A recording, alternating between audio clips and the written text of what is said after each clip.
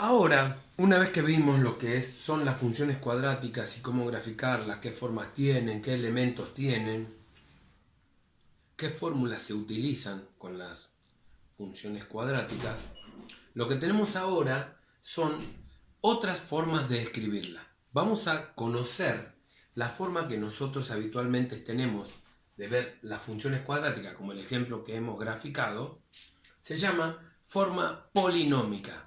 Esa forma polinómica tiene la siguiente forma: ax al cuadrado más bx más c. Cada uno de estos elementos son números que acompañan a la x al cuadrado, a la x y el que no tiene letra.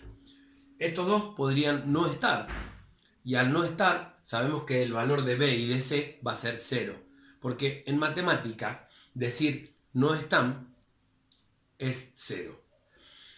Ahora, por lo general, las fórmulas dicen siempre más, ¿no?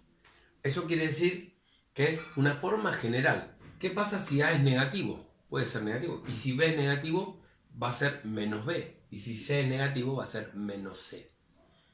Bueno, esta es la forma polinómica que nosotros conocemos. Y existen otras dos formas de escribir una función cuadrática, como son las siguientes: la forma canónica y la forma factorizada. ¿Cómo voy a poder escribir la forma canónica? Ustedes verán que en esta fórmula de la forma canónica tiene A, como tiene la polinómica, que es el número que me va a decir si es positiva o es negativa la función, la parábola, ¿no? Entonces voy a usar A y voy a usar XB. XB es la fórmula de encontrar el eje de simetría o la primer coordenada del vértice, por eso tiene una B corta. Entonces voy a tener XB, que sale de una fórmula, y también voy a tener IB, que es la otra coordenada del vértice. Cuando graficamos en el primer video de la función cuadrática a esta función, estuvimos buscando las coordenadas de ese vértice y hemos encontrado que el vértice está en el 2 de x y en el menos 1 de y. Esta es la coordenada del vértice que habíamos encontrado usando la fórmula de xb, que era menos b sobre 2 por a. Buscando esto hemos encontrado que era 2. Usando ¿no? Como ejemplo, esta función cuadrática.